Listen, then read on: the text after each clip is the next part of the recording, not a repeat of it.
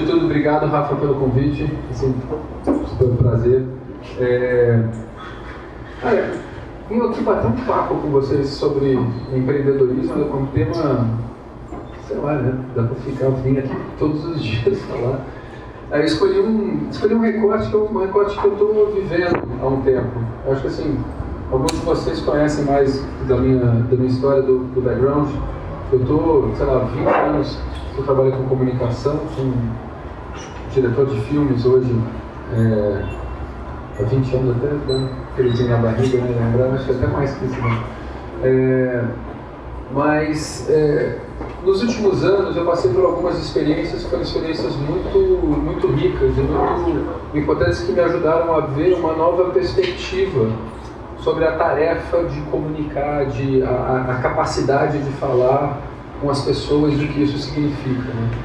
Eu vim lá, comecei como supervisor de efeitos visuais, que era uma profissão nova, em 1990. Depois me associei à Conspiração Filmes, onde eu dirigia e fiz a publicidade no volume máximo que pode ser feito, assim. Hoje eu estou na Bossa Nova como diretor de publicidade, ainda fazendo os filmes. Só que nos últimos 3 anos, em 2011, eu me conectei ao Lumen Group.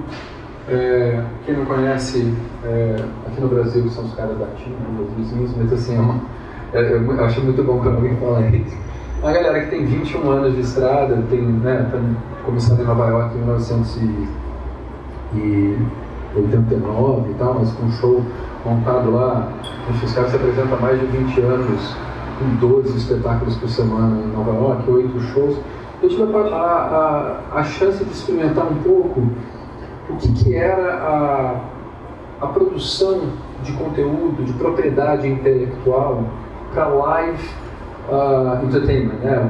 Como você engajar uma pessoa num conteúdo ao vivo, né? Quais são as premissas que estão lá. E foi super legal porque era super contrastante com o modelo de conteúdo de prestação de serviço na publicidade, né? Quando você é cooptado a comunicar algo que você não discute muito, mas você tem que ter uma precisão absurda.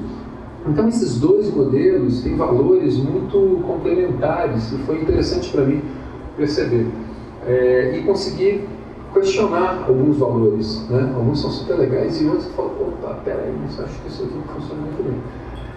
Eu acho que nos últimos 10 anos a gente está vivendo uma revolução basicamente de comunicação, né? Acho que é uma revolução que chegou a ser falada da revolução tecnológica, mas acho que o que mudou de fato é a maneira com que a gente se comunica. E assim, ao longo da experiência do Lumen, eu comecei a me questionar assim, o que dá para fazer? O que é esse território novo? O que está mudando? Né? O que mudou na perspectiva da comunicação? E aí eu entendi que tinha que investigar, como tudo. Na vida é legal, né? Você pode escolher ou ficar numa mesa estudando e tendo uma visão mais teórica, né? Eu li uma matéria, cara, um amigo me falou e tal, que é legal, né? Mas como é que... Acho que para entender você tem que viver de fato. E aí eu me propus a montar um espaço, um estúdio, que a gente chama de estúdio de inovação. Hoje tem algumas pessoas do estúdio aqui. E que era um espaço para prototipar, para entender o que é essa nova perspectiva de comunicação, né? A 808, como vocês estão vendo aqui, 808, para quem não sabe, é o nosso endereço, mas é o Código Penal para Perturbação da Paz. Então a gente achou que era um nome interessante assim, e cabia. E a gente se colocou no começo como o nosso tagline, assim, soluções indisciplinares. E para ser sincero, a gente colocou isso porque a gente não sabia direito o que a gente ia fazer. De fato, assim, falou, legal, tem uma proposta, tem um conhecimento, tem uma experiência, mas o que é isso, né? Hoje, se eu tiver que definir para vocês, depois de um ano que a 808 está montado, eu diria que a 808 é um estúdio de inovação focado no desenvolvimento de plataformas de engajamento. A gente projeta plataformas de engajamento. E aí é essa conversa que eu queria ter com vocês. O que é isso? Né? Qual é essa perspectiva? E aí o desafio, acho que da conversa de hoje, é hackear um pouco essa revolução de comunicação. Hoje a gente vive um mundo de comunicação integral, né? Todo mundo fala, todo mundo ouve, todo mundo tem voz. Isso mudou drasticamente, está mudando. A perspectiva, né, não só das redes sociais, mas a destreza das pessoas em se comunicar em rede, a potência que isso tem. Então, algumas coisas começaram a ficar em xeque, mas principalmente, eu acho que é muito simplista falar, agora todo mundo fala em rede, né? Todo mundo tem voz, mas como é que hackeia isso? O que está por trás dessa história? E na 808 a gente foi tentar investigar isso. E é inevitável olhar para o modelo em que a gente opera, né? A gente vive num mundo que é o capitalismo. Não existe uma outra maneira. Assim, vivemos no mundo do capital. Então, todos nós aqui, com tudo, né, aqui nessa loja, na 808, em qualquer lugar, a gente tem uma cadeia de valor. Né? Qual a cadeia de valor? A sua cadeia de valor pessoal, a cadeia de valor de uma empresa, ela é uma cadeia de valor. Essa é uma cadeia de valor clássica, né? Você tem lá, tá difícil de ler aí, né? Mas planejamento de produção e materiais, aí matéria-prima, produção, expedição, distribuição, gestão de vendas, atendimento clássico, modelo clássico de cadeia de valor, né? E aí, o que acontece? Funcionava, né? Da Revolução Industrial para cá, esse é um modelo que você olha e fala assim, o que eu tenho, onde eu tenho valor, onde eu precifico e o que eu faço? Eu gero capital, acumulo e, né, eu aumento cada vez mais o meu capital processando dentro dessa cadeia de valor. Só que o que acontece? Tem um dado interessante, se você olhar esse gráfico, isso aqui é um gráfico de valuation das empresas na Standard & Poor's Marketing em Nova York, que fala do valor das empresas ao longo dos anos. Né? Então, se você olhar aqui, está bem ruim aqui, mas vamos lá, 1975, 1985, 95, 2005 e 2009 são esses gráficos. Tá? Então, você olha aqui, em 75,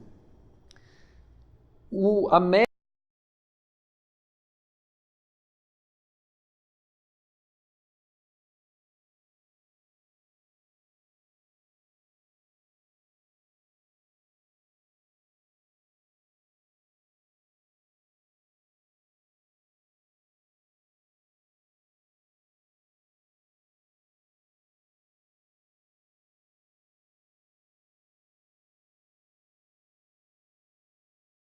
até o ponto que você chega em 2009, em que só 19% do valor da empresa, a média de todas as empresas que estão lá, só de 19% corresponde ao que a empresa tem de grana, de capital financeiro, da capacidade de produzir produtos, daquela cadeia de valor clássica que eu coloquei ali.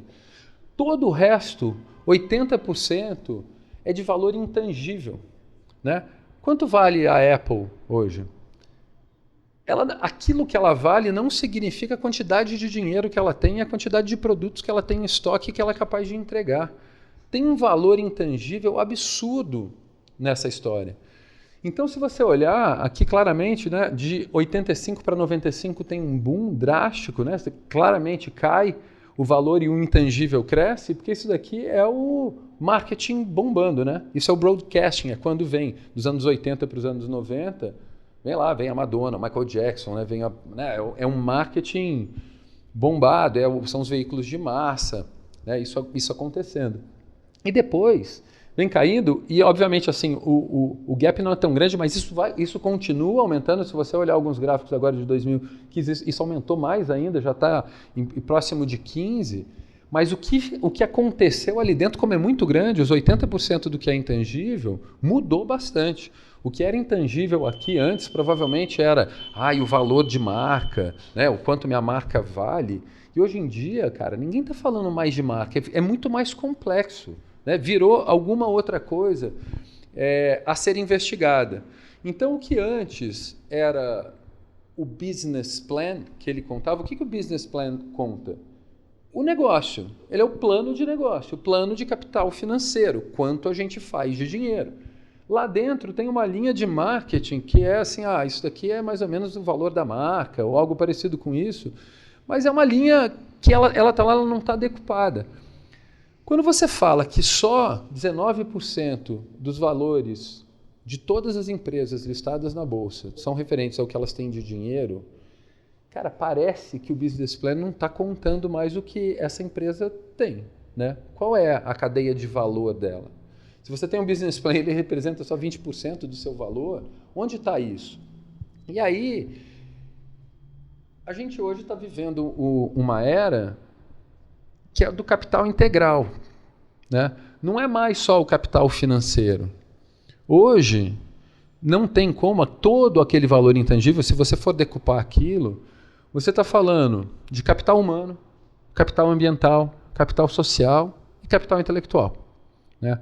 Qualquer pessoa, qualquer empresa que se propõe a um negócio, a se mover, e aí pode ser uma sua microempresa, ou como pode ser uma multinacional, uma mineradora, o que quer que seja, ela tem que considerar isso, né, hoje. Por que ela tem que considerar isso?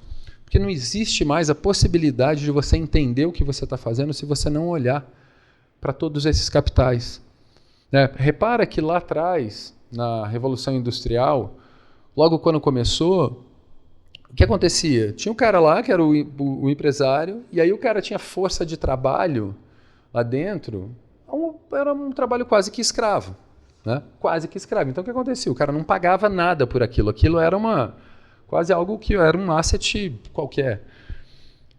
Chega uma hora que ele extrapola tanto e usa aquilo de uma maneira tão inadequada que aquele cara que está ali fora, que é o cara que consome o produto dele lá na ponta, ele está tão espremido que ele não consegue mais consumir. Ele chega numa situação de estresse, né? Ele estressa o contexto, o que era uma externalidade. Isso não é problema meu. Eu te pago um salário aqui qualquer, você vem, trabalha, isso não é um problema meu. Isso acaba resvalando tanto e gera uma situação de estresse. Quando gera essa situação de estresse, o cara tem que falar, puta, temos que ter um RH, temos que ter recursos humanos, né? O que ele está falando? Capital humano. Tem um custo de capital humano que ele tem que inserir dentro da cadeia de valor dele. E a partir do momento que ele insere, o que ele faz? Ele diminui o lucro. Mas quando ele diminui o lucro e ele trata as pessoas melhores, ele investe em capital humano, ele tem esse custo, ele entrega lá na ponta um cara que vai consumir mais. Então a empresa dele, de alguma maneira, vale mais. Então é um ciclo que a gente viveu no período todo industrial, que eu acho que o que foi incluído mais ou menos foi o capital humano, né? E hoje a gente está vivendo um momento, cara, falta água, né? A gente está vivendo um momento de estresse ambiental, a gente está vivendo um momento de estresse social, a gente está vivendo um momento de estresse de capital intelectual. Quais são os processos, as ferramentas para sair de um lugar, né? Quem tem o processo? Quem tem a ferramenta, né? Precisamos inovar. A gente está aqui, acho que todo mundo aqui tem agenda de inovação anotada aí em seus telefones, né? Então, cada vez mais a perspectiva de comunicação ela passa não por um business plan, não, nem de comunicação, a perspectiva de negócio ela passa por um cause plan, que é qual é o seu plano de causa, qual é a sua causa, né? Por que você faz isso? O que você quer fazer? E isso inclui onde você está, o que você utiliza, quais são todas as suas questões, né, a serem inseridas dentro da sua cadeia de valor, porque elas são suas. A gente chegou num momento em que se você considerar uma externalidade, ela não existe, né?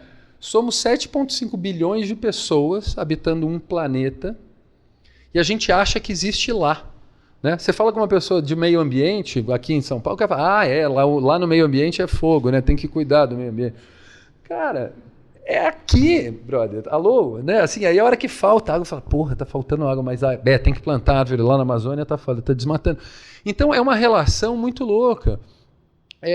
E que, por isso que, de fato, assim, é uma questão de percepção ou de miopia, né? Você escolhe. Mas hoje, de fato, eu acho que quem trabalha principalmente com comunicação e tem a capacidade de influenciar ou de levar a história, tem que começar a olhar para isso. Né? Olhar para um negócio, para uma oportunidade de negócio, e qual é a causa daquilo? Quais são todas as coisas? Qual é esse olhar sistêmico, né, que você coloca? Eu tenho 2 exemplos aqui que eu acho super interessantes. O primeiro deles é o exemplo da Puma. Eu não sei alguém sabe desse caso da Puma? Eles foram a primeira empresa que resolveu publicar o custo de capital natural deles, o capital ambiental. Então, o que eles fizeram? Um puta de um projeto para entender o quanto eles têm de custo ambiental. Quanto de água eles usam, né? Quanto de gás eles emitem para produzir tênis, roupa.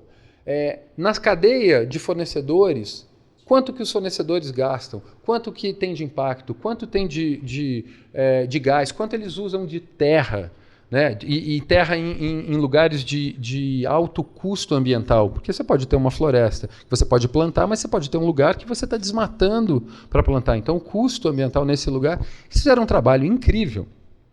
E foi muito interessante, que essa é um pouco a história. Foi pela primeira vez eles publicaram isso, dizendo que o custo deles, num ano de 145 milhões de euros, caso eles fossem recuperar. E aí tem toda uma metodologia que a gente não vai entrar aqui, mas a metodologia de valuation desse capital ambiental. Qual o custo para eles? Então, obviamente, cara, qualquer CEO de empresa, por que o cara não faz isso? Porque ao fazer isso, ele tem uma conta de 145 milhões de euros para pagar num ano. Assim, simplesmente, estava tudo bem, agora eu preciso incluir mais 145 milhões se eu quiser resolver ou assumir que esse é um problema meu. Né? Eu posso não assumir, eu posso continuar achando que, cara, tem água aqui, o governo da China me fez uma super oferta para montar uma fábrica num lugar que é seco, tem muito pouca água, mas é bom o negócio, vai me dar dinheiro, ele está me dando desconto de imposto, eu vou lá e vou montar minha fábrica lá, vou captar água lá e foda-se. Né? É uma atitude que pode ser tomada. Essa galera, quando decidiu fazer isso, o que eles fizeram? Eles colocaram isso como causa. Isso é a minha causa. O cause plan da Puma, e não é mais o business plan, inclui isso. Então, para eles, assim, eles querem produzir as melhores roupas esportivas, os melhores tênis e tudo mais, para sempre. Eles querem ser líderes no que eles fazem para sempre. Se é para sempre, a causa deles tem que incluir que eles estão preservando onde eles estão. Quem compra? Né? Com o aumento populacional, em 2030, se todas as pessoas, o potencial de compra, exercerem o seu poder de compra, acaba o planeta, acaba a água. Porque olha a quantidade de água que esses caras usam. E aí, vendo isso, o cara fala, puta, água eu uso. Né? Aqui, para plantar, eu uso muita água. Eu emito muito gás. Aqui eu tenho um custo de terra muito grande. Aqui, quando eu fabrico, água. Né? Então você vê que água e emissão de gás são 2 dos maiores custos ambientais que eles têm. Uma vez que o cara sacou isso e falou, legal, eu tenho uma conta que eu vou incluir isso no meu business plan. Virou um cause plan. Legal. O que ele fez? Esse cara começou a olhar para a Puma e falar assim, eu vou tomar todas as decisões do negócio a partir dessa perspectiva. Então ele começou a fechar fábricas que estavam instaladas em lugares de estresse ambiental, onde captar água era um problema. Então, assim, captar água aqui é uma região seca. A China está me dando, porque a China especificamente tem um lugar em que eles oferecem um puta de um desconto de todos os benefícios. É um polo industrial, mas é um dos lugares que chama Dry China. Dry China. É um lugar que tem pouquíssima água e é o lugar que mais se produz na China. Então tem uma incoerência muito grande. Esse lugar não deveria ter fábricas. Né? O que os caras fizeram? Fecharam a fábrica lá. Né? E começaram a olhar as oportunidades, lembra, né? a indústria automobilística, todo mundo está em, como é que é aquele lugar na Bahia? Camaçari, né? Vai todo mundo para lá, porque é um incentivo que o governo dá para ir lá, para gerar emprego e tudo mais. Só que está sendo considerado, né, o capital social, aquela comunidade precisa de fábricas de carro mesmo para trabalhar, esse impacto, o meio ambiente suporta aquilo. No caso da Puma, eles começaram a tomar todas as decisões a partir disso. Contratar só fornecedores que estavam tomando cuidado e não estavam em lugares de estresse hídrico. Enfim, incluíram isso na pauta. Começaram a mudar todos os fornecedores, a fechar fábricas e abrir fábricas em lugares novos. Mudaram toda a história. E aí, o que os caras chegaram que é o mais interessante?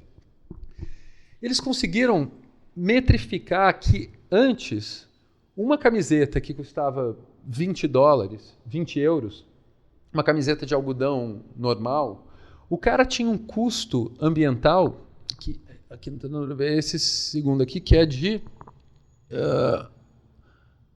ele tem aqui, cada custo aqui em cima, o primeiro, de 1,79, é de emissão de gás, de outra maneira de poluir o ar, 0,33 é o custo de consumo de água, que ele deveria repor, uso de terra, 0,20, e 10 de lixo, de geração de lixo para uma camiseta. Então ele tem aqui que o custo ambiental dele, para esse produto que ele cobra $20, é de 3,42 euros. Com todas essas mudanças na matéria-prima, nos fornecedores, nos locais das fábricas, o cara conseguiu lançar um produto com o mesmo preço, com um custo ambiental de 2,36. Ou seja, ele baixou radicalmente o custo ambiental do produto dele. E ele está considerando que ele cobra isso, ele diminui a margem dele. Antes ele gastava mais, se ele quisesse incluir isso. Né? Quando ele inclui o custo de capital ambiental, o produto dele, ele gasta mais. Agora ele está gastando menos. E aí o que acontece? Quanto vale essa empresa? Em 2030, quando todo mundo estiver comprando e você não puder mais comprar de uma fábrica que não esteja fazendo isso, porque, de fato, você vai estar num momento de estresse muito grande, você vai falar, cara, eu não tenho água para beber, né? Se eu continuar comprando um produto de alguém que não toma esse tipo de cuidado, nesse momento, e eu estou falando de uma perspectiva de 15 anos, esse cara está pronto. Né? Esse cara está pronto. Só que repara que essa movimentação, e a Puma virou case, repara que assim, ele não está falando isso só com o consumidor. Isso não é uma estratégia de comunicação para ele vender mais produtos. Ele está, de alguma maneira, engajando todos os stakeholders. São as pessoas que produzem para ele, as pessoas que trabalham para ele, as comunidades onde ele opera, quem compra o produto. O cara mexe na cadeia toda, é uma visão, ele mexe sistematicamente com todo mundo. E ele precisa que todo mundo entenda o que ele está falando. Então ele tem uma causa e ele precisa de engajamento de todos os stakeholders. Um outro exemplo interessante é o da Amazon. A Amazon, né, mais famosa e todo mundo aí já olhando, mas acho que todo mundo sabe, a Amazon até hoje ela não dá lucro. Né? É uma empresa que está aí, sei lá, tem 20 anos, ela ainda não dá lucro e a ideia não é dar lucro. Ela tem 12 princípios, que é a causa, né, do Jeff Bezos. Ele tem 12 princípios. Então, todo mundo que trabalha lá tem que seguir os 12 princípios. O cara não precisa dar lucro, mas ele tem que seguir 12 princípios. Né? E aí, repara numa coisa, a gente fala, puta, a Amazon quebrou as livrarias. Né? É o que você ouve, fala assim, puta, mudaram, inovaram. Aí tem gente que fica puta, fala, porra, livraria tão legal, né? É bacana. Eu tenho uma conexão emocional, moro ali perto daquela do Conjunto Nacional, da Cultura, que é, né, incrível. Mas assim, pensa o que é uma livraria. A livraria, a quantidade de energia que ela acumula, ela estoca energia, você tem que plantar a árvore, derrubar todas as árvores, imprimir uma quantidade de livros absurdas, guardar esses livros na estante, isso é energia acumulada, um custo de capital ambiental absurdo, estocado. Quando a Amazon ela inova e muda a proposta de modelo de negócio, o que ela está fazendo? O dia que você quiser um livro, eu imprimo o livro. Só a hora que você quiser. E te entrego. Cara, quando o cara fez isso, ele está preservando uma quantidade de energia absurda. Energia monetária, energia ambiental e energia social. Né? Isso é capital. Então, esse modelo por que você fala, o cara é louco, ele não tem lucro daqui a 20 anos? Não, esse cara está montando, está remodelando o mundo. Então, tudo bem, ele não precisa ter... Se você está falando do mundo, qual a sua perspectiva? Não precisa ser em 20 anos. Né? Então, esse olhar, quando a gente olha e vai estar falando de inovação, eu acho que a gente sempre tenta buscar assim, nossa, o que o cara está fazendo? O que é novo? Puta, gostei disso, nunca tinha experimentado.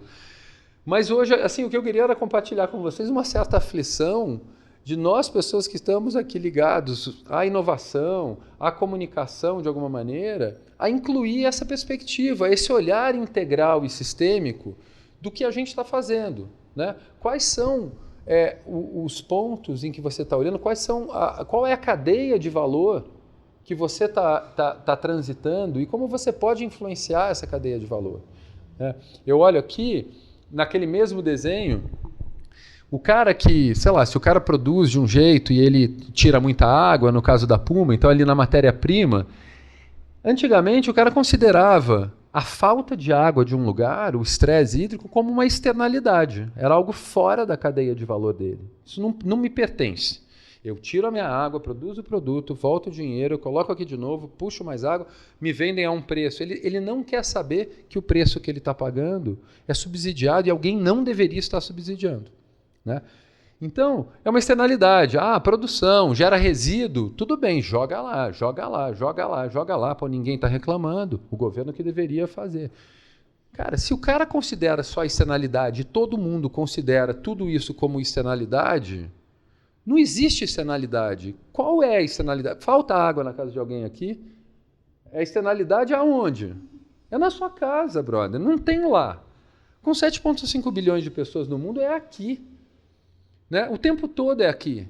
Então, essa perspectiva da externalidade, se você olhar, todos os pontos que eram externalidades, com os cost plans, o que você faz? Você inclui isso na cadeia de valor. Você olha e fala, puta, eu tenho o estresse hídrico, é um problema para mim. A questão de resíduo é um problema, o impacto é um problema, o social é um problema. Né? Se eu estou causando impacto social, isso tem que fazer parte da minha conta. Eu preciso conseguir transformar isso de alguma maneira, a parametrizar para poder lidar com isso. E aí o que acontece?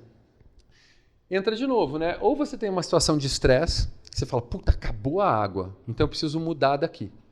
Ou preciso incluir isso na minha cadeia, porque senão as pessoas vão parar de comprar o meu produto. Por quê? Porque tem uma hora que assim, você quer ignorar isso? Né? É uma externalidade? Não é. Isso é social, cara. É uma coisa que tem que estar inserida no modelo de negócio, na causa do cara. São as pessoas que trabalham comigo, elas têm que ter uma condição. Né? Então, quando você inclui isso, ou é por um estresse, porque lá atrás, quando o cara não consegue mais, ou pela questão da comunicação. Não mudou a perspectiva da comunicação, a gente tem uma comunicação integral. Então, se esse cara estiver fazendo merda aqui, no social, neguinho fala. A imprensa fala e todo mundo ouve. Não tem mais só 3 meios. Né? A notícia vem, eu posto, você posta. A movimentação da comunicação, a integração da comunicação, ela é um fato. E aí todas as coisas ganham voz. Antes, o que era externalidade não tinha voz. Então o cara ia lá, discutia com a galera lá o problema da água com o governo. Ele ia lá, discutia o problema social. Ia lá, fazia a campanha dele de publicidade e vendia o produto. Eram 3 conversas diferentes. Né? Mas hoje, cada vez mais não existem 3 conversas, não existe externalidade. O cara integra tudo e vira uma única conversa. E aí ele tem uma cadeia de valor integral. A partir do momento que ele tem uma cadeia de valor integral que coloca tudo isso para dentro, o que muda? A maneira de se comunicar. Né? Você deixa de criar estratégias de comunicação. O que é a diferença? Todo mundo confunde muito, né? Estratégia de comunicação com comunicação estratégica. A estratégia de comunicação é isso. O cara tem um problema na comunidade em que ele extrai a matéria-prima. Então ele monta uma estratégia de comunicação para ir lá e resolver aquele problema. Aí ele monta uma estratégia de comunicação para vender o produto. Ok, são 2 coisas distintas. Que tal você ter esse olhar sistêmico, incluir tudo e usar a comunicação estratégica como uma ferramenta de engajamento de todas essas pessoas na sua cadeia. Então você vai lá com um único discurso que é: eu produzo hoje um produto, minhas fábricas estão colocadas no lugar certo, né? Isso aqui funciona. Que comunicação é essa? Como é que você comunica isso para as pessoas? Qual é esse discurso? Como é que você engaja essas pessoas? Você tem que engajar internamente o seu público, todo mundo que trabalha com você, os CEOs, o não sei o quê. Você tem que engajar quem está lá trabalhando na ponta. Você tem que engajar o poder público. Você tem que engajar todo mundo na sua causa. Né? Então hoje na 808, olhando para esse mundo e para essa perspectiva da comunicação, a gente focou em comunicação estratégica. Que é isso, né? Desculpa, o inglês eu peguei isso lá da Wikipedia, que eu achei que era a melhor definição, mas, né, um planejamento sistemático, ou seja, de tudo, você planejar sistematicamente e o tempo todo, e com conhecimento do flow de informação, o conteúdo a ser comunicado, o desenvolvimento das mídias, quais são os canais que você está usando, como você está cuidando da imagem daquilo que você está falando, qual é o storytelling, no longo prazo, no longo período, para todo mundo, para engajar todas as pessoas. E aí, isso para a gente, comunicação estratégica e engajamento virou uma bandeira. E aí como é que é isso? Isso parece super distante, né, daqui. Mas não é. Você vai lançar um produto, o seu produto é uma causa. Né? Por que você está fazendo aquele produto?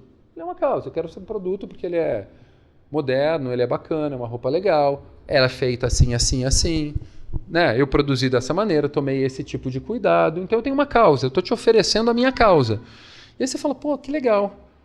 Me engajei na sua causa, me dá esse produto, né? Então eu te dou um pouco de dinheiro pela sua causa e a partir disso eu visto a sua causa.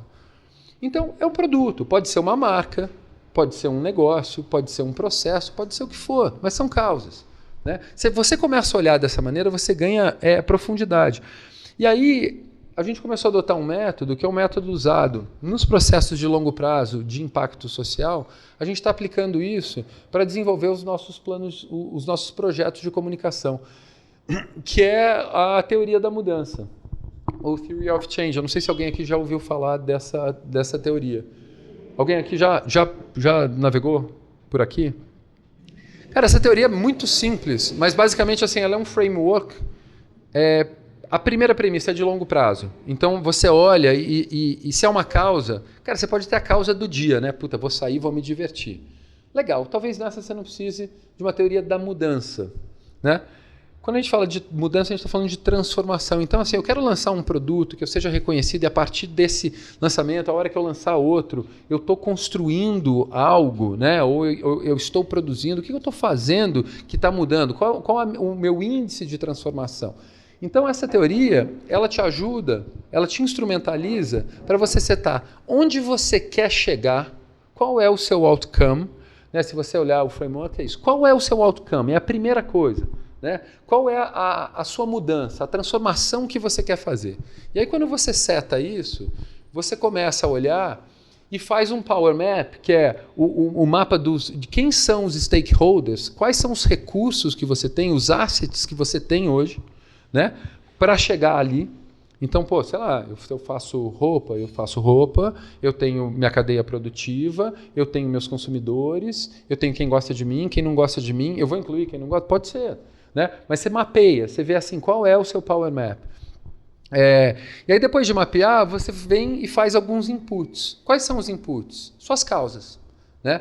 A sua mudança, ou o que você quer mudar, não é uma causa. Você precisa de causas para poder mudar.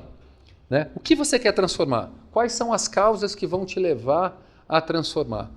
E aí quando você define essas causas, você tem as atividades que você pode propor para que essas pessoas, para que os stakeholders que se juntaram às suas causas, eles passem por um processo aqui que eles saem diferente do outro lado, eles têm um resultado. Então, quem se engajou nessa causa, você desenhou uma plataforma para que ela passe por esse processo, que é uma atividade, e ela sai dessa atividade de um outro jeito.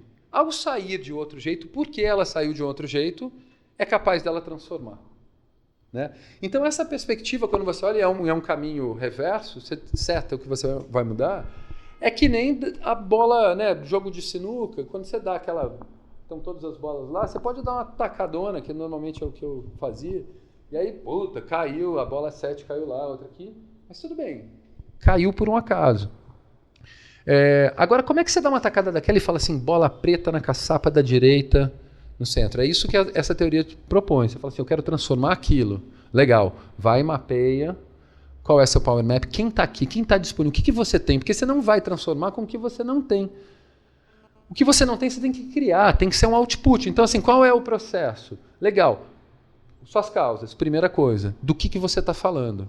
É só grana? É só business plan? Pode ser, sua causa pode ser o capital financeiro, né? Mas a sua perspectiva vai ficar bem menor. Então, legal, inclui quais são as causas que você tem, cria uma plataforma para cada causa, você promove uma mudança, um resultado no processo para alcançar a sua mudança. Onde que a gente atua hoje na 808 se tentar transformar isso para o mundo, para a perspectiva de comunicação?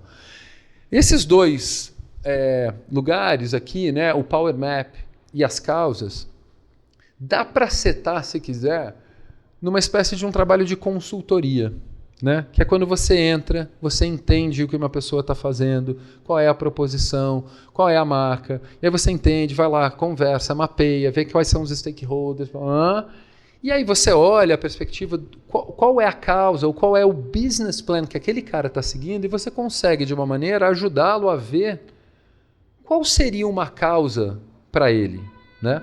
Mas, obviamente, você tem que ter conseguido, nesse momento, você está onde ele quer chegar.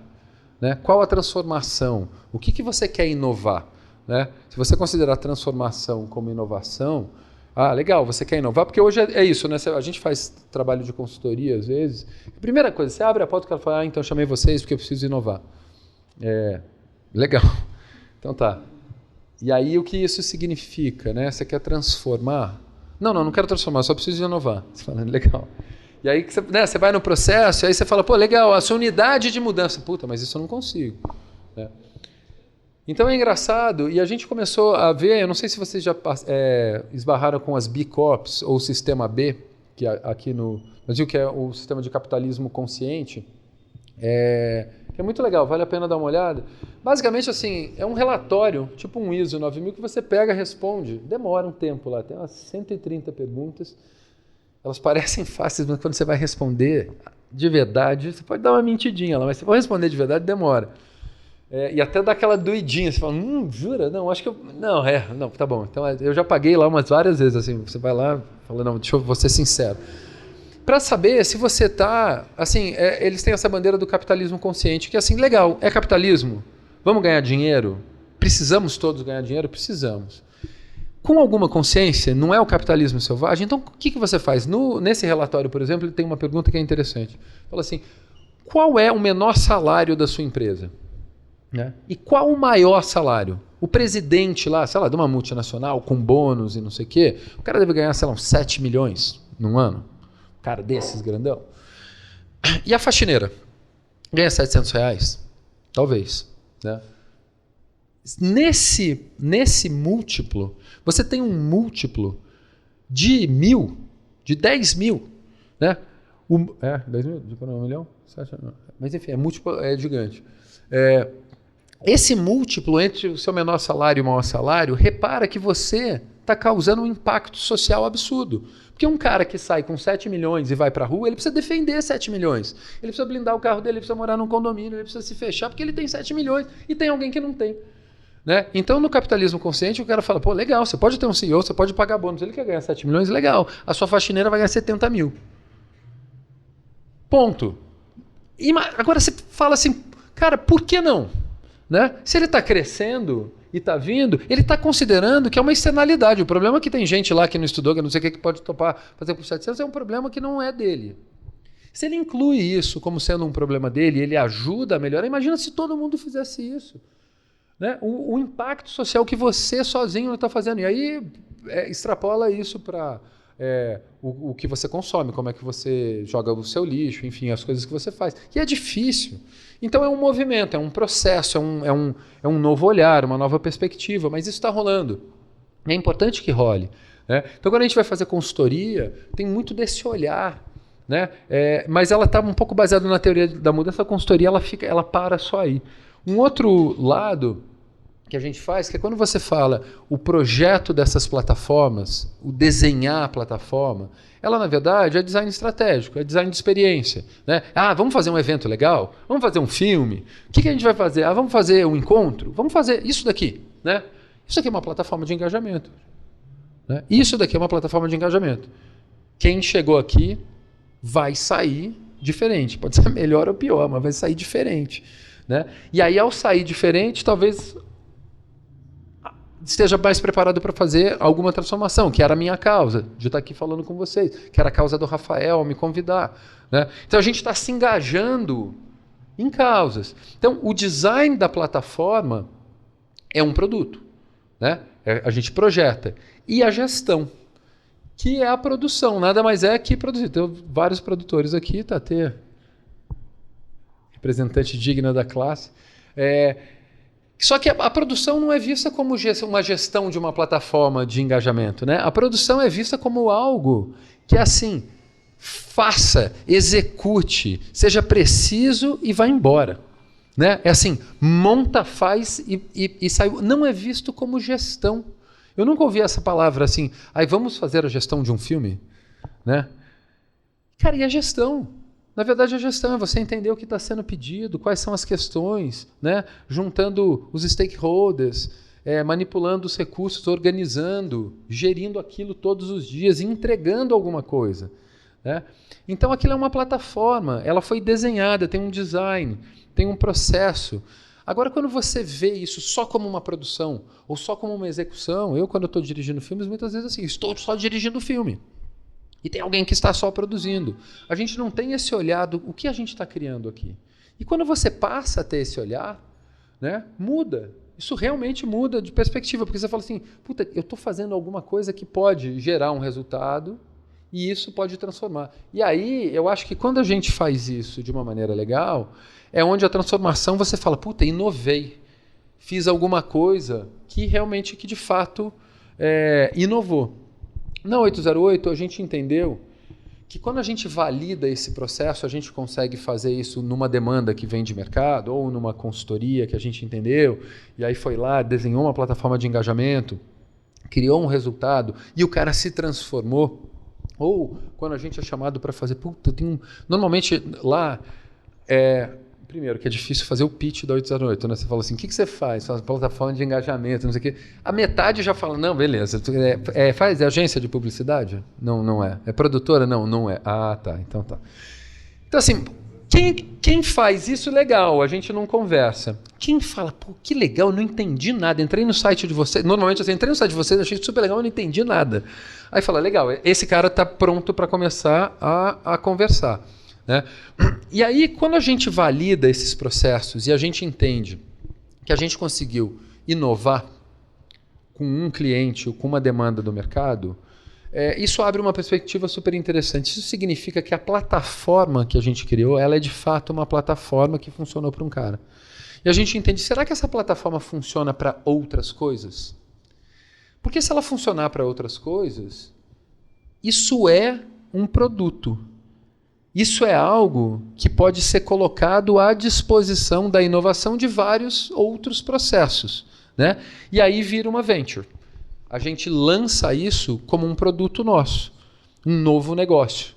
Né? Então, hoje, se a gente está falando aqui de empreendedorismo, a partir dessa visão, demorou 1 ano para a gente alinhar essa visão, mas hoje o que a gente faz é isso, a gente atende demandas de mercado sobre essa perspectiva, tenta aplicar a teoria da transformação porque é uma base de processo e a gente entende onde a gente está de cada etapa, e aí tem várias técnicas para cada uma delas, e quando valida o processo, a gente entende que a gente desenhou alguma coisa que talvez possa ser replicado, né? Que nem legal, fabriquei um tênis, funcionou, você gostou, talvez funcione, ele também goste. ele também gosta, a gente pode colocar. Se a gente fez alguma coisa legal, cara, isso vai transformar mais. E aí a gente está cumprindo a nossa causa, que é inovar. É usar comunicação estratégica como uma ferramenta de transformação e inovação, né? Então, essas plataformas de engajamento, hoje, o que a gente faz? A gente usa o que a gente chama as tais soluções indisciplinares, porque cada plataforma ela tem um desenho louco, mas é basicamente isso, né? A gente fala de desenvolver dentro dessa plataforma, né? Quando você fala, pô, eu tenho essa causa, legal, então o que eu faço para transformar? A gente desenvolve produtos e serviços, às vezes, educação e capacitação, porque às vezes você precisa formar a pessoa para ela começar a lidar com aquele assunto, né? Vídeo, porque acho que hoje a linguagem né, de consumo de conteúdo. Então, isso é algo que a gente entrega em interface digital, não tem como você não considerar, e a gente considera hoje o conteúdo, vídeo interface digital quase no mesmo, na mesma esfera. Design de negócios, não tem como você olhar de novo e não ajudar. Você tem uma plataforma, você tem que pensar no negócio. O que está acontecendo ali? Não é só, estou fazendo um filme, o orçamento é tanto. Não. O que está acontecendo? Eu estou gastando dinheiro aonde? Com quem? Né? Qual é o meu desenho, o meu projeto? Eu estou comprando água de quem? Esse cara pega água aonde? Né? Se eu tiver essa noção, se eu desenhar o meu negócio dentro da plataforma, eu estou otimizando a minha plataforma e a chance dela provocar a transformação é muito maior. Entretenimento. Super importante você ter a capacidade, a disciplina do entretenimento, porque é onde as pessoas se conectam emocionalmente. Se a gente está falando que isso é uma plataforma de engajamento, você não se engaja só pelo racional, né? Você pode entender, falar, nossa, puta, esse negócio é muito bom. Puta, mas não tem o menor saco para isso, né? Então, essa barreira do racional, o entretenimento é uma ferramenta, o entretenimento, a cultura de uma maneira geral, é uma ferramenta importantíssima para quebrar essa primeira barreira da resistência. Quando você se conecta emocionalmente com alguma coisa, todos os valores daquilo, eles se instalam e se embutem dentro de você de uma maneira que você não controla, né? E aquilo passa a fazer parte do seu repertório, que você começa a acessar para as coisas racionais. Então esse é um elemento super importante. Eu vou dar alguns exemplos para vocês em breve, tá?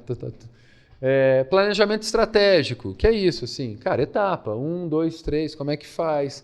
Né? Quais são, e dentro do planejamento estratégico, algo que anda muito junto, métricas e analytics. Não tem como. A gente tende, nesses processos de estratégia de comunicação, você faz, né? Você tem uma estratégia, você sai fazendo e tal, e aí no final você olha um resultado. E esse resultado normalmente é muito bruto, né? Ele é um resultado, sei lá, um filme, às vezes, ele é assim, ele teve audiência ou não teve audiência. O que significa audiência? Né? A gente trabalha fazendo uma consultoria para uma empresa que faz analytics. Eles trabalham com inteligência de marketing. E aí o cara me falou um negócio que eu achei super interessante. Ele falou assim, cara, imagina assim, você vai no médico, quando o cara te dá o índice de audiência, né, de um canal ou de um programa, é mais ou menos como se você fosse no médico, aí você senta lá e fala, doutor, eu vim aqui e tal. Ele fala, que legal, Fábio. Deixa eu te dar um dado. Você sabia que 53% dos homens de 42 anos de idade têm problema cardíaco? Super interessante. E eu? Né? Qual é o índice de eficiência da sua informação para me dar? Então, muitas vezes, as métricas que a gente está acostumado a trabalhar são métricas muito grossas. Então, na plataforma, o que a gente tenta é estabelecer métricas e processo de analytics muito precisos para que a gente vá entendendo quais são os parâmetros, se a gente está cumprindo cada etapa e se a gente está chegando no resultado final. Então, isso no design da plataforma é o que a gente está tentando fazer. Se você olhar aqui, isso é o que a gente chama de indisciplinar.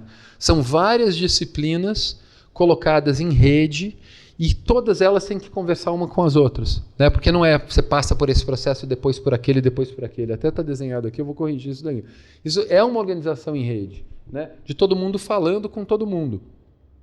E aí, nisso, tem alguns pilares que a gente acredita, né? Primeiro pilar, quando você tem um cliente, você olhar para esse cara como um sócio.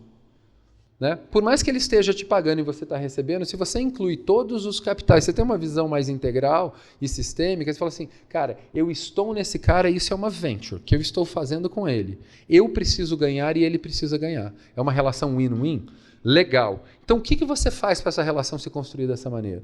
Porque se você não se posiciona, e tem cliente que não topa se posicionar dessa maneira, você pode escolher entrar com ele e tentar transformá-lo, ou você pode escolher não trabalhar com ele, né? E gastar o seu tempo, o seu capital humano em outro lugar. Você investe o seu capital humano em outro lugar. Então, quando você começa a olhar para o seu tempo, para o que você sabe, né? Para onde você está fazendo as coisas como capital, e fala assim, estou investindo isso, né? E você considera o seu valor como um todo, você começa a ter uma outra perspectiva do que você vai fazer ou não, das escolhas. Né? Então, aqui lá, a gente prioriza muito isso. Mobilidade de pessoas e ideias. Assim, a gente não acha que um time fixo dá conta de tudo sempre e com isso a gente resolve todos os problemas. Né? Aquela velha perspectiva, eu lembro assim, como diretor, o sonho da minha vida era ter o meu assistente fixo, o meu diretor de fotografia. Cara, né? Isso é um resumo absurdo de todas as potencialidades que você pode atingir. Essa relação win-win de trabalho, por exemplo, na 808 a gente trabalha com um processo de residência criativa. Ao invés de... A gente tem um staff, que é o core, mas os residentes criativos são pessoas em que a gente não contrata. A gente não chega e fala assim, olha, você que é o cara de estratégia de negócios, vem trabalhar comigo. Quanto você quer ganhar? Você que é o cara de espetáculos, quanto... O que a gente montou é um lugar, uma estrutura em que a gente oferece o espaço, oferece a residência criativa, a pessoa vai lá para dentro, ela opera um negócio dela lá de dentro e aí ela se beneficia com toda essa rede que está lá dentro, disposta a trocar, e esse recurso fica disponível para 808. Então é uma troca de espaço com tempo e trabalho, e alguma alocação de recurso. Óbvio que o capital financeiro está sempre envolvido nessa história, né? As pessoas recebem dinheiro por isso. Não é uma comunidade alternativa, né? Todo mundo hippie, nudismo, uhul. Mas ela tem esse movimento, né? E a gente trabalha com parceiros externos o tempo todo. Então isso é algo que a gente está experimentando e é bem interessante. E essa filosofia de estúdio, de prototipar, tudo sai prototipando. Não sei exatamente como é que é, mas vamos prototipar, vamos começar a organizar. Qual a menor organização daquilo para andar? Né? E não a filosofia de design de produto, que é vamos prototipar, testar, validar e aí lançar. Né? Vai prototipando e vai fazendo. E aí com isso, aliado a essas pessoas incríveis que a gente tem lá hoje, a Caroline Baum, da TEL, que é design de produtos e moda. A gente tem o Pedro Urizi, que é da Guilhotina Filmes, que cuida da parte audiovisual. O Gui Werneck e o Ricardo Andraus da Latitude, que é comunicação digital, community management, mídias digitais. O Matheus e o Rica da Alce. O Rica é designer e o Matheus é programador, então eles desenvolvem interfaces digitais e mobile. O Júnior está fazendo um mestrado em Nova York em interatividade, então interatividade computacional, que é super interessante, né? A conexão do mundo físico com o mundo virtual e experiências interativas. O Marco estava aí, né? Acho que ele foi embora. Já ouvi essa história algumas vezes. O Marco de espetáculos da Naudi Ícaros e o Sérgio Andrade, que está chegando agora na nossa rede, que é da Ideograma, que é estrategista de marca, branding especificamente. Então, com essa galera, o que é mais legal é que esse pensamento indisciplinar não é que eu vou discutir moda com a Carol e vou discutir branding com o Sérgio. A gente senta e fala assim, temos que engajar essas pessoas